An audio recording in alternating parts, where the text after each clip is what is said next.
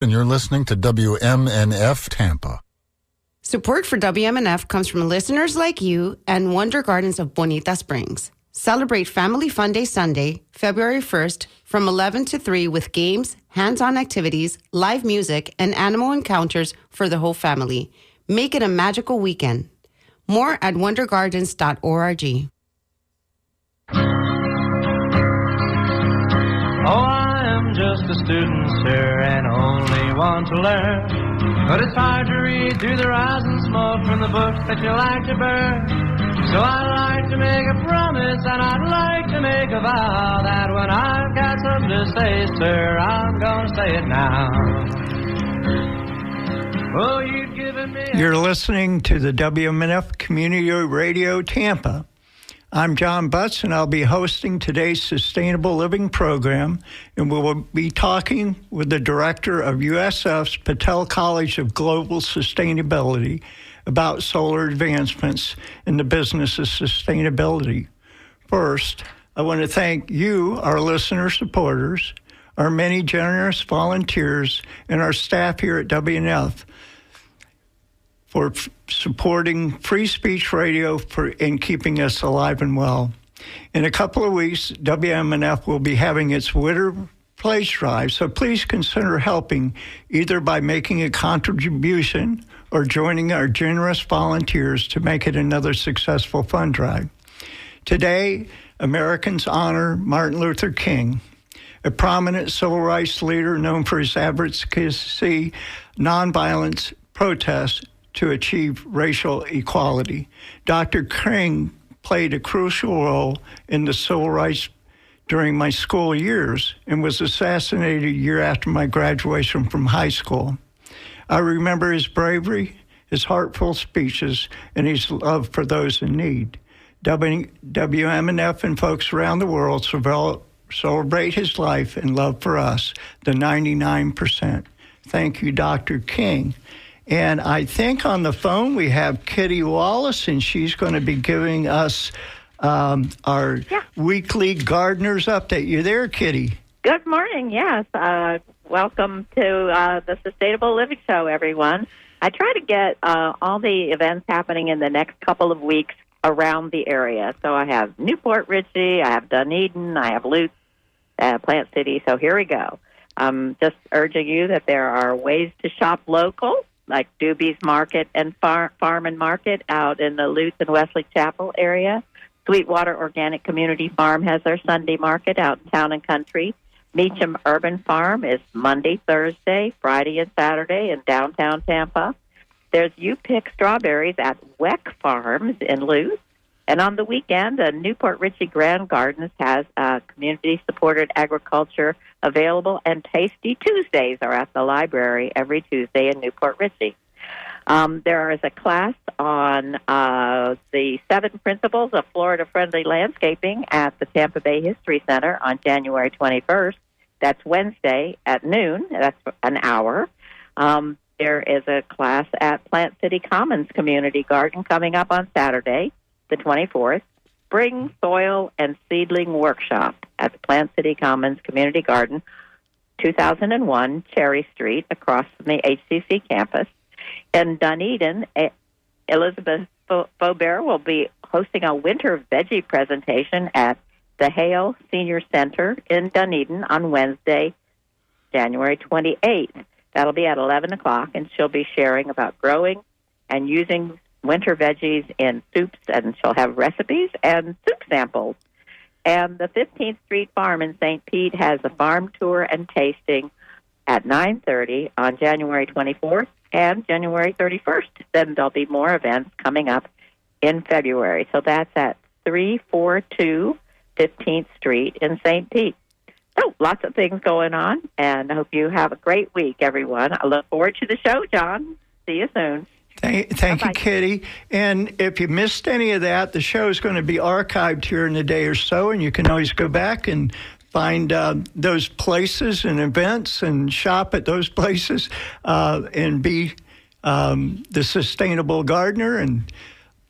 But okay, you're listening to the WMNF Sustainable Living Program, and today's guest is Pradeep Haldar. He's an adjunct Professor of Sustainable Business and the Director of USF's Patel College of Global Sustainability, with 30-plus years creating sustainable solutions for net zero energy, our environment, and our society. Welcome, Professor Haldar. Sorry. How you doing? Thank you, John. I'm doing good. Thank you. It's a pleasure to be here and to talk a little bit about some of the stuff we've been doing at the Patel College. Cool. Yeah, I'm very fortunate and very happy to be here, kind of filling in for Tanya, because I'm really interested in the topic of solar advancements and solar energy. But first, please tell us a little about USF's Patel College of Global Sustainability and its mission. Well, absolutely. And today, I do want to add, being Martin Luther King Day, that, Dr. Martin Luther King, taught us how to stand up through nonviolence means for fairness and equality, primarily through peace, courage, and caring for one another. So we do want to salute him for his leadership in that space. The Patel College, we have been around for, I would say, the last 10 plus years, almost 12 years. It's one of the newest colleges at University of South Florida. Our mission is to prepare students to address complex regional, national, and global challenges that are related to sustainability and to innovate in diverse areas that include culture, geography, demographic issues, dealing with all of them.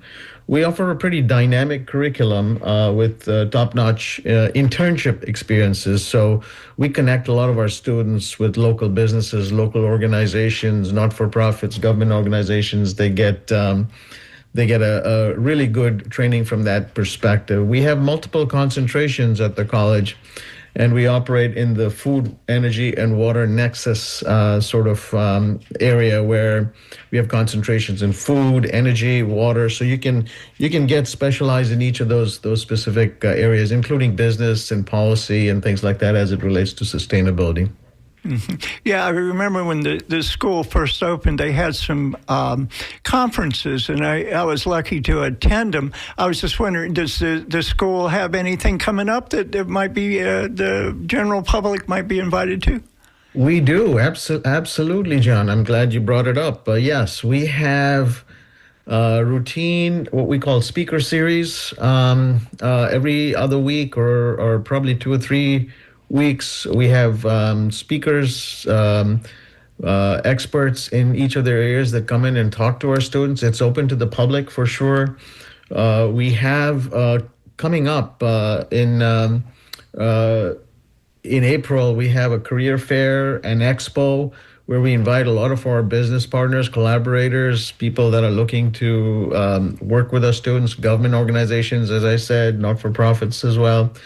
And then we also have multiple information sessions. I mean, it's never too late to learn and to be a lifelong learner for sure. So, we do have educational programs. In fact, this past semester, we had somebody that said she had just turned 70 that's joined our college to get a degree. So it's an amazing time. Cool. Hope for us old folks. The topic today is solar advancements, and that it kind of got me scratching my head to what there's a lot going on, and I just wonder what we should start with. Maybe you got a suggestion. Well, sure. So, maybe I can give you a little bit of history about solar technologies and how it got developed, and maybe the current status, and from a technology perspective and a commercial perspective as well. Some of the first original solar cells were developed, and the original breakthrough happened out back in the 60s, 50s, and 60s in the old Bell Labs. If you remember, Bell Labs used to be one of the prominent research facilities in the country. They had first developed these solar technologies, and it's one of those really interesting technologies where you can actually generate energy or electricity without having to burn any fuel. So that's made it very exciting. However, it took about 30 or 40 years before the technology was mature enough and developed enough with low enough cost to start to get deployed commercially across the world. Just to give you an example, I started working on solar technologies back in the 90s, mid to late 90s. The price of solar at that time, just for a panel, I'm talking about just a panel, used to be about $8 to $10 a watt. A watt is a measure of electricity, how much electricity you get out of the solar panel. This is way back then. And then, fast forward 10 years after that, we were doing a lot of research and development in that space. And then there was a lot of initiatives that were put in to reduce the cost of solar. So in the early 2000s, 2007, 2008, there were some breakthroughs that happened, scale up in technology, manufacturing, and they were able to bring the cost down to solar from the high numbers of $8 to $10 a watt to less than $1 a watt. And that's what made them really commercially viable. So people started to really look at installing them. Today, there's gigawatts and gigawatts, large amounts of solar. I mean, it's one of the largest energy sources that's being deployed, not just in the US, in the entire world. So solar technologies has come a long way in terms of being one of the primary generators of energy or electricity for us in today's world. And what is that term parity like? It's gotten to a point where it's actually cheaper than any other form of electricity.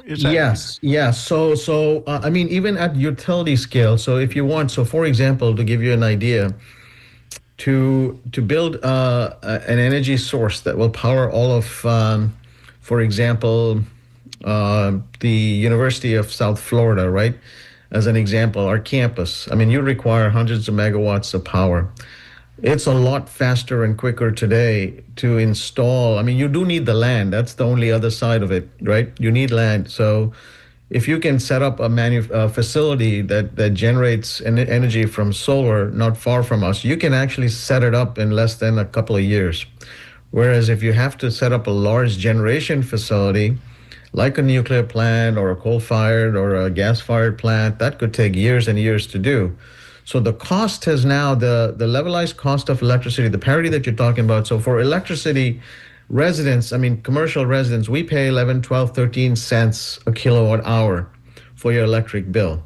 For each hour of electricity that you use, you pay about 12, 13 cents.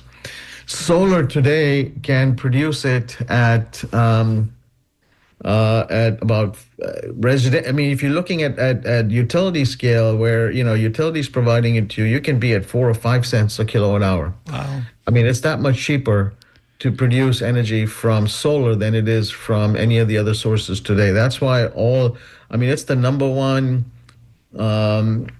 generation source that's being implemented and installed all over the country.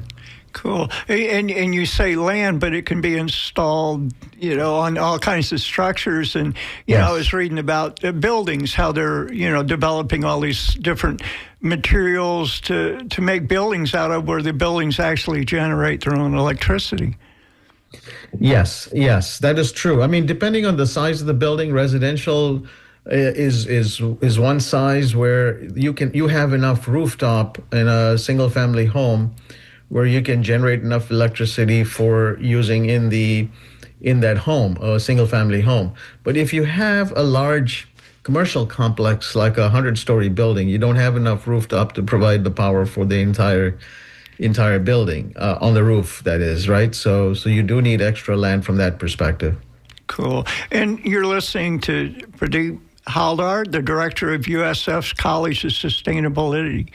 To join the conversation, you can call 813-239-9663 or text DJ at WMNF, or you can text 813-433-0885. There's been a lot of improvements in solar cells. Could you talk about that a little bit? Yes, absolutely. So one of the key, when I talked about the costs being going down significantly by almost an order of magnitude. The key improvements was in performance of the solar cells. I mean, in the old days, solar cells had efficiencies. I mean, I'm talking about in the 90s when I was researching them. They had, 7, 8, 9, 10% was the efficiencies of the solar cells those days. Today, commercial cells are roughly at about 20% efficiency. What I mean by that is it takes that much amount of sunlight to convert the photons to electricity. And today you can get tandem cells that are actually approaching and exceeding almost 30% efficiency.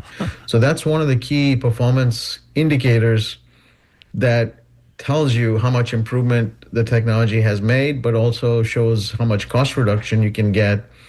You use that much less solar cells to produce the same amount of energy, for example, if the efficiency can go up.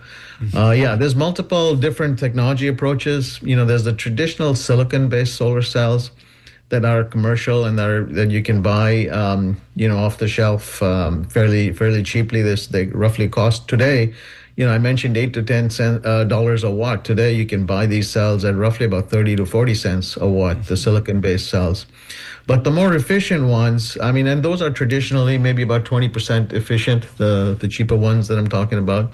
You can buy more expensive ones with what I call as tandem cells. They have multi-layer structures in them.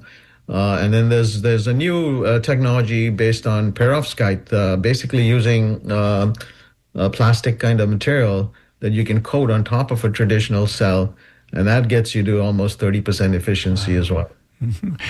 And these cells can be placed on, like flexible, different types of panels, right? Absolutely. So yes, the traditional solar cells that are used at the utility scale are basically flat plates or, modules, as we call them, just flat silicon-based plates. Newer technologies, and again, innovation has gotten us to a stage where you can have them to be really flexible. You can actually bend them around corners. You can actually put it on roofs that are curved. You can put it on tops of cars, for example, that are also curved. Mm-hmm. So yes, there are new generation of technologies, flexible technologies. You can also, the new perovskites ones that we talked about earlier, you can actually, unpeel it from a plastic wrapper kind of a thing, like and then peel it and stick it on buildings, for example, and also and windows, and still generate electricity, and they'll be see through windows, for example. So those are all new technologies that are in development that are going to be coming in line here pretty soon. Mm-hmm. Some of it is commercially available already. In landscaping, a lot of the lights now, you have solar lights that you can use. So that technology also has come to a stage where it can be deployed quite widely. And I just have to say, I have a friend that installed some of those unisolar, thin film products on his roof. And of course, it's, like that was maybe 15, 20 years ago. Long time ago, yes. And, yes. He's peeling them off, and there's a lot of rust on his roof, where I guess the moisture had gotten underneath there, and he's kind of, but, like that's, I guess, the learning curve, there's somehow that, anytime you put something like on galvalume, like, I have a solar absorber plate, and aluminum touches it, and it's going to rust, different metals, the oxidation, and those kind of things. Well, what is this bifacial panels, and what applications are for those? So bifacial are basically solar panels that can generate electricity from both sides of the panel. I talked about these flat plates, for example, where you have to lay them flat and get the sunlight to actually strike them on the top surface. Bifacial cells are ones that, you can put at an angle, and you can actually collect the sunlight from both sides of the flat panel. That's what we call bifacial. And they are particularly useful when you have, let's say, a roof or a surface that's reflective. Right? So if you have a white roof with a white coating on it, you can put the panels at an angle and collect the light from both sides. So you're double counting, you're getting twice the action in terms of the kind of energy. So the efficiencies can be quite high when converting it into electricity. So those are typical applications. So if you have flat surfaces that are reflective, then you can have a collection of sunlight from both sides. That's what's beneficial. Mm-hmm. You're listening to a show about solar innovations, and you can join the conversation at 813-239-9663 or text dj@wmnf.org. I'm sorry. You can email us at wmnf.org, and you can text us at 813-433-0885. And, we have a lot of utility-grade solar systems in the area, and you see these trackers. Is there been any improvements in, like, the tracking systems, and how important is that? Yes, they are helpful and very useful. I mean, they can, again, for large-scale utility-scale applications, they can increase the amount of energy that each panel will generate. Because what tends to happen is the solar panels, the modules themselves, are tracking the sun. And the angle at which the sun actually reflects the light off of the solar panel is very important, because that determines how much energy you get out of these solar panels. Ideally, if you had the light coming in on the top surface, as you know, the sun goes from east to west, and depending on where it is on the horizon, the angle of the amount of sunlight you get that's reflected on these panels can change. So the trackers were developed primarily to track the sun, and the innovation in technologies, there's AI that's being used, artificial intelligence, that actually predicts and controls how these trackers control the sun. I mean, how they follow the sun, if you will. And that's how you maximize the amount of energy that these solar panels produce. I mean, that's what gets you to the really low price of electricity, the 4 to 5 cents a kilowatt hour of electricity when you use these trackers in large scale at the utility scale. So yeah, trackers basically allow the solar panel to follow the sun and have the incident light be perpendicular to the flat panel as much as possible throughout the entire day. Mm-hmm. Pradeep, we have a caller, John and Brandon. You there? We want to talk about solar panels. Yeah, I'm in Bradenton, but that's okay. I have a couple questions. When you head out 62 near the FPL plant, you see tons of solar fields. Are those solar fields owned by FPL, and does the power from them fields go to FPL, or where does it go to? Yes, so they are owned by either FPL. I'm not sure about the area you're talking about. Tico Electric also owns a lot of utility scale solar as well, mostly in the Apollo Beach area, if I'm not mistaken. They have it in other areas too, Plant City and stuff like that. But yes, they're owned by the large utility scale plants are owned by the utilities themselves. And those power plants, those solar power plants, are actually connected to the electric grid. So they're delivering electricity to anybody that's getting power. So typically in Florida today, we have probably about 8 to 10% of our energy that comes from solar compared to some of the other technologies that are out there. So the electricity that you get at home, about 8% of that is coming from solar, just to give you an idea. So what about the solar fields that are in the middle of nowhere? How does the power get from them to the plants? Yeah, they're also connected to substations that are then connected to the transmission grid, the electric grid system. I just have one more comment. I have a small roofing company, and some roofing companies might warranty solar panels put on one of their roofs, but I will never. If you put solar panels on one of my roofs, on one of the sides of my roofs, that side of the roof is no longer warranted by me, because you're making holes in my roof, and how can I warranty something someone else did? That's my reasoning behind it. So When people Good question. solar on the roof, No, let me respond to that. I mean, I think there's an opportunity for you to potentially get into the solar business too. If you're a roofing company, I mean, the solar panel that's put on top of a roof is nothing but you can look at it as an add-on to the roof. And if you do it correctly, you don't make holes in the roof at all. There's ways to do it without doing that. So there's training and approaches you could take, and it's an added value for you to get into the business of adding solar to the roofs that you're applying roofs to as well. You will find that actually the solar panels, more importantly, if you do it correctly, it'll protect the roof and make it last even longer, for that matter, if it's done correctly. They bolt them into the trusses, I would imagine, but and they do use a really high quality caulking or some kind of adhesive around them, because I've tore them off before too. So, but that's just my opinion. Yeah, no, there's, again, innovation and technology has come a long way in the last 10 years, I would say, that has made, that's why there's really no issues. There's a lot of roofing companies, even the big ones, WeatherGuard and all those guys are actually guaranteeing solar. They're allowing the warranties to still continue, because it actually does make the roof, if it's done correctly, as I said, and if you follow the right procedures that have been recommended for installation, you can extend the life of a roof by another, almost 25 to 30%. All right. Well, I see them putting them on tile roofs, which seems pretty crazy to me, because they got to cut holes in them tiles.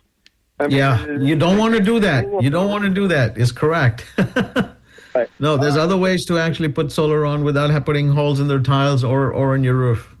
Sure. Well, thank you. Okay. Thank you for the call, John. And I think we got another caller, DeAndre, about electric motors. Yes, good morning, gentlemen. I really appreciate the forum, truly. I do have a question about electric motors, and I don't hope to detour the conversation too bad, but I've been hearing about electric motors made with non-precious metals, and there was actually a young man who was reported out of Florida having done that now just like a couple of years ago. And also other motors, electric motors in combustion. I don't necessarily, not that fond of them unless they're clean combustion somehow, but they're improving in as well those means of power. I'm particularly curious about electric motors and their potential for the future, as far as for homes, transportation, and if you guys got a pulse on that. I'm trying to. What is your question? I was curious about electric motors and it really non-precious metal electric motors, unless like all metal is now precious again, But I've been hearing about that for a time, and I'm curious: has there been any examinations or ratings found on that you guys are taking a look at? Yeah, well, so electric motors are run, they need magnets. They need high efficiency magnets, and those high efficiency magnets are typically made from rare earth minerals. Dysprosium is one example of the minerals that's used in making these motors. So any kind of motor, when you have a high dense motor that's highly efficient, you will need these magnets in them to rotate and to either generate the power that you need. Whether it's a generator or a motor, generator runs in reverse of a motor. You will need these magnets, because the magnets are used as a mechanism to get them to turn. And actually, the better motors, the more efficient ones, require more of these rare earth minerals, specifically dysprosium and things like that. Yes, with high magnetic fields. So there's no getting away from it, whether you're using combustion or renewable energy. When you're producing electricity, either from no force from a motor or generating electricity from a generator, you're going to need these rare earth minerals no matter what. Thank you for correcting me on the term rare earth minerals, because I was incredible loss. But thank you so much. I appreciate you answering that question. You're welcome. You know, and I think like in electric cars, the newer electric cars, anyhow, that they are a little bit more complicated. It isn't just like a regular electric motor. It's a fancy electric motor, and like you say, that it's a lot more complicated than the old ones. But just curious about how we haven't talked about it, even with solar panels, the recyclability of electric motors and solar panels. How's that going? I mean, I guess there's, we bought solar panels that were warranted, for 25, 30 years, I forget, but that was 20 years ago, and I can see a lot of these are coming online. And then also I see a lot of people that, like they're re-roofing houses. You can buy these older solar panels, or if you're, going to throw them away, how recyclable are they? Yeah, very good, very, very good question. You're absolutely right. I mean, 25, 30 years ago, as I said, it was basically in the early 2000s when solar started to get to be more widely used by everybody, right? By utilities, by homeowners, and everybody else. And they're typically warranted for about 25 years. The lifetime of these solar panels can actually go up to 30, 35. Sometimes they even last 40 years if needed. So yes, we're coming. In the next 5-10 years, we're gonna come to the end of life of several of these solar panels.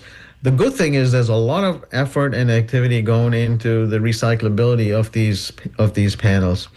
There are some companies. There's a company called First Solar, for example, that makes thin film solars based on cadmium telluride. What they do is when they sell you their solar panels to begin with, they do mostly utility scale. They will guarantee that at the end of the life of the solar panel, they'll take those panels back from you. And they price it accordingly. They price the fact that they're taking these panels back and either replacing them or, putting in a new system in there. The good thing is they are very recyclable. They have a lot of some metals in them for the connections, the electrical interconnections that are used that can be recycled. The good thing about solar, especially the silicon-based solar, is the fact that silicon is nothing but it comes from sand, right? Sand, SiO2 is what silicon dioxide is, and silicon is extracted from that. So the worst case scenario, even if you have a pile of solar panels, as long as you extract all the metal ingredients to make the interconnections, the lines and stuff like that, the rest of it is just sand. You can just recycle that into sand if needed. That's good. Right? And, I don't know, maybe I misunderstood this, but, all along the problem with the aging of the solar panel isn't so much the silicone and the wiring, it's the laminate, the glue and the surface, kind of like the old car windshield. Am I right? Yes. There are a lot of other elements. There's an EVA plastic that actually is meant to protect the solar cells so they don't degrade over time. That's a plastic material made by companies like DuPont that supports it. There are some elements in there that you got to figure out how do you actually recycle those elements as well. Mm-hmm. And we have another caller, Juan, and I guess we're getting a lot of calls from Bradenton. Juan, you there about batteries?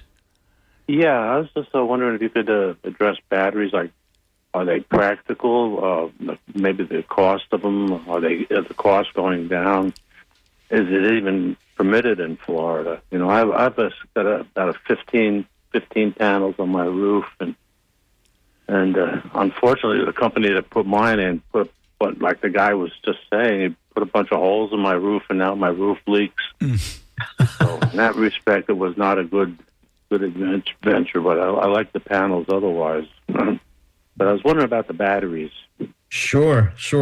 Yeah, so you must have put your solar panels a while back, and putting holes is not the best approach. These days, people don't put holes when they're attaching solar to the roof. There's other ways to do it. You might want to look into into that as well. I mean, at least on the load bearing side, there's ways to actually connect them and make them more efficient. But yes, batteries are becoming fairly commonplace and reasonably cheap. I mean, they're still a little more expensive, I would say, than solar panels. But if your primary objective is to have backup power when your utility goes down, then having solar in combination with a battery system in your home is very, very useful. I mean, listen, there are. I mean, if you go to a lot of the developing countries where they don't have a solid grid like we have here in the U.S., basically every home has a combination of a solar and battery system in it. So battery, I mean, again, it depends on your cost that you need to bear to replace or have the capability. I mean, if your grid is down as a storm for a week and for you to want to survive that and you want to pay extra for it, yes, it absolutely makes sense to add the battery in that scenario. Would you have an idea of cost? Say for a typical home, yeah. I mean, it could be. I would say. So, how many panels did you say you had? Do you recall? 15. 15 panels. So you probably have what, about 10 kilowatts, or 7 or 8 kilowatts? I think so. Yeah. Okay. So if you want to balance the batteries out with that, I mean, you're probably talking about somewhere between 10, 15, 20 grand, something like that. It's roughly the same price as the solar panels themselves. Okay. So that hasn't really come down then. So that's yeah. I mean, yeah. I mean, these are, even a solar panel is not something that you'll get a payback in a year or two. It's something, it pays you back. I mean, my recommendation always, people ask me, should they put solar on their homes? And my response to them is, look, if you're going to keep your home for over 20 years, 25 years, you absolutely should put solar in there, because your payback, when we had the incentive, the tax credits, the payback in Florida is, about 8 years or 10 years. So you need to keep your home for at least that long to get that payback back. And then after that, basically your electricity is almost free. I mean, there's still an interconnection charge to the utility you have to provide. But otherwise, after 10 years, after you've paid it off, I mean, there's no more electric bills you have to pay, right? Yeah, my bill is $26. Like that. Yes. That's yes. That's as high as it goes usually. So. Yeah, that's the interconnection charge. Correct. Yeah. Mm-hmm. That's it. So okay. Yeah. That's a big benefit. I mean, how long have you had yours for? I think about three years, I think, and I'm really happy with it. I mean, $26 bills in Florida while we're cooling and all is like great and wonderful. Yes. Everybody else is getting $300 bills. So. Correct. Thank you. Correct. Yep. Mm-hmm. Yep. Yeah, I just recently purchased a 20 kW battery, and all the lithium from 5 years ago, they have gone down. They've gone down. Like you say, they're not going to go down much more. But I paid like $4,000 for 20 kilowatts, which and then you get like an 8 to 10 year warranty on there, and it kind of makes a lot of sense. We have like a vegetable cooler in a farm, a lot of refrigerators, and we live on the end of the road where we're always the last one to have the power turn back on. So we went ahead and did this, and it's kind of interesting that they have this new hybrid systems that you can accept power from the grid, but you don't send it back. But anyhow, just making that. Now I got another caller here, Joe. Wanted to talk about solar. Are you there, Joe? Yeah, hi. Yeah, my company. I'm the CEO at Aerial Media Consultants. We're a drone technology service company, and I came in halfway in your program, and you were then discussing battery technology and transitioned over to solar. But my company has worked in both of those fields because our drones have evolved with the battery technology and length of flight time, and therefore distance, duration. The motor technology is evolved to as well as propellers, but some of the contracts that we've taken on are solar projects. They'll contract us to come in and pre-map the land or large building surfaces with our drones and give them estimates on that mass, that square footage for that project. We've been around since 2017 doing this work, and I've worked a lot of projects. I've done wind farm inspections and high-power transmission line coil inspections out in the plains. And my experience with solar is that I would personally not put any solar on my roof. If I had any land, I would put it off property, off into my land. In dealing with the insurance industry that we've dealt with, and on this hand, we understand that any penetration on your roof is going to cost you money if they ever come out and do an on-site inspection. The insurance industry, especially in Florida, does not like any roof penetrations. And the California model seems to be a little bit better than the Florida model. And of course, I know that's up to our legislators and the lobbying that was done to formulate solar the way it is here in Florida versus the way it is in California. When it came to Florida, a lot of people were under the predisposition that, hey, I can power my own home. I can live off the grid. And, of course, that went back and forth in Florida legislature, and now our solar's tied to the grid, and you pay a fee, and you service your link into the grid with your energy input. Now, you can use batteries and store some energy in your home. But again, the technology has improved. I've seen shingles now that have solar built into the shingles. They look like shingles. They look like shake shingles. And there's solar panels that are embedded into those, but they look just like a regular shake shingle. There's that technology, and that is a little bit better because they're using some of the ventilation holes for the wiring instead of making new penetrations into that roof, especially if you have a clay or concrete tile type of roof and trying to get solar. Those are usually some disastrous effects from doing that. But I would caution anyone to not put any penetrations on your roof when it comes to solar for the insurance industry if you're paying on your home. If you have a mortgage and you're paying on your home. And also maybe put it off into the land if you have the land to do that. We've done some inspections for TECO out in their large solar farm area. We're getting ready to get into spraying so we can clean some of these panels with some of the drones we're investing in now to spray so that we can clean large areas quickly for these type of companies that have large solar arrays. I'm a technology proponent. I use technology in my company, and I encourage the technology, but I just say use it wisely and be aware of all the aspects. Another aspect is you have to have the insurance on your solar panels if you're going to, because you're basically leasing them. A lot of homeowners weren't aware that they have to have the insurance on those solar panels when they go to get them installed.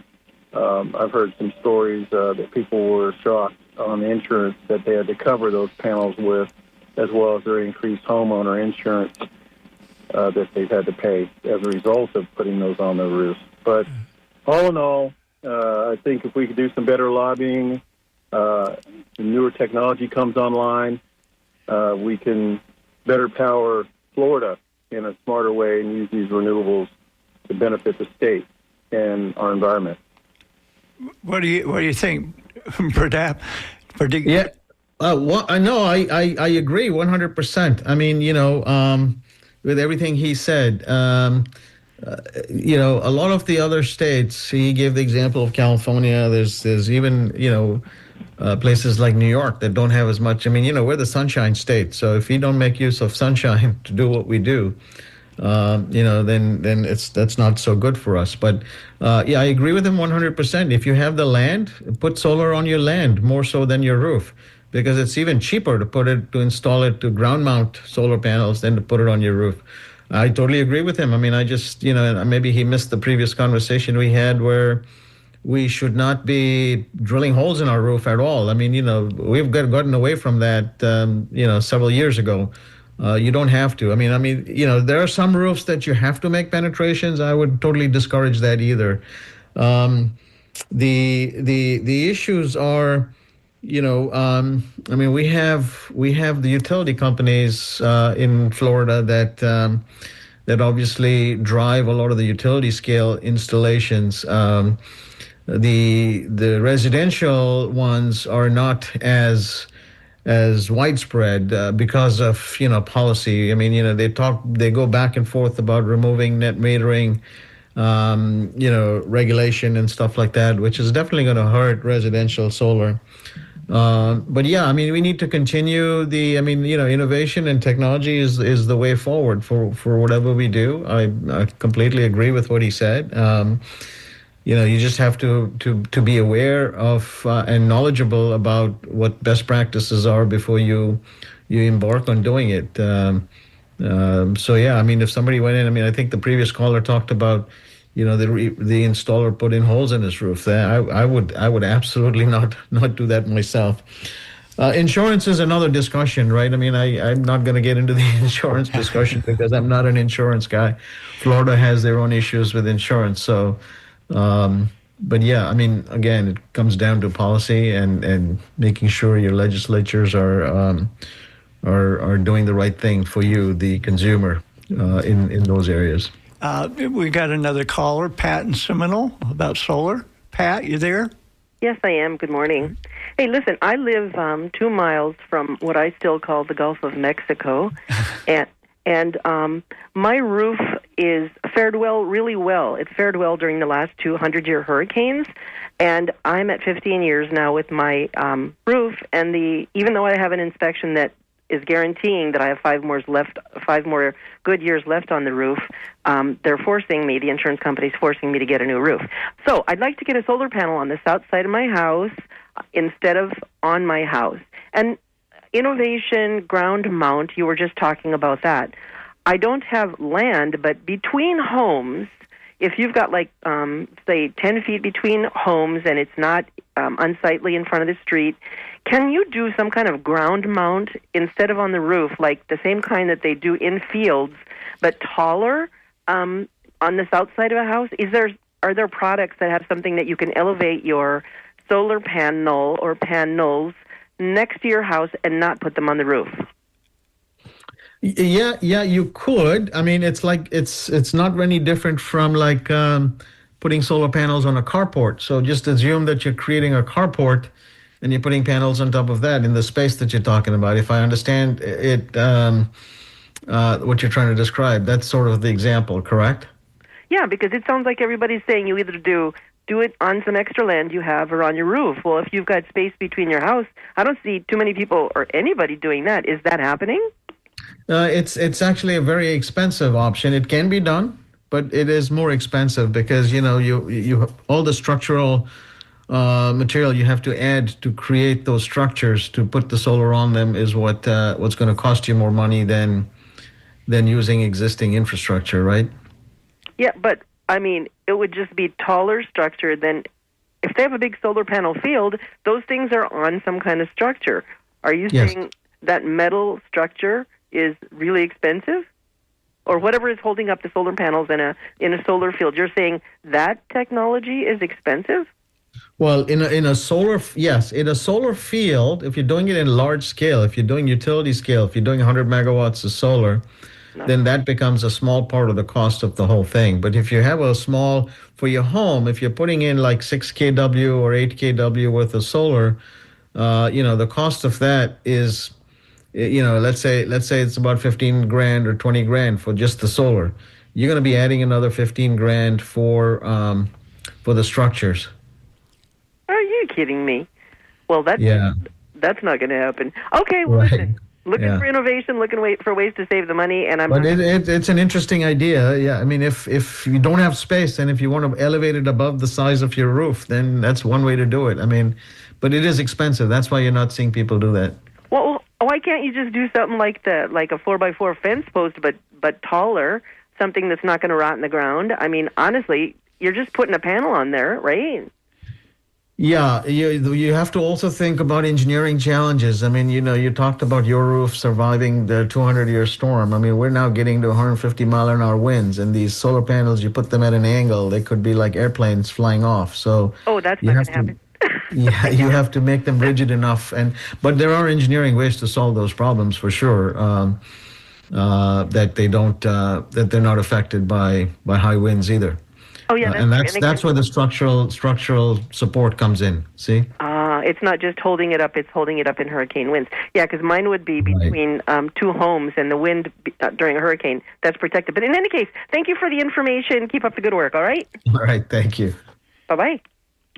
We had a neighbor that had a standalone system. I think it was 15 kW, and they put it on galvanized poles. And of course, it was probably the cheapest way they could get an engineered system. And just like you were saying, that you just can't do anything.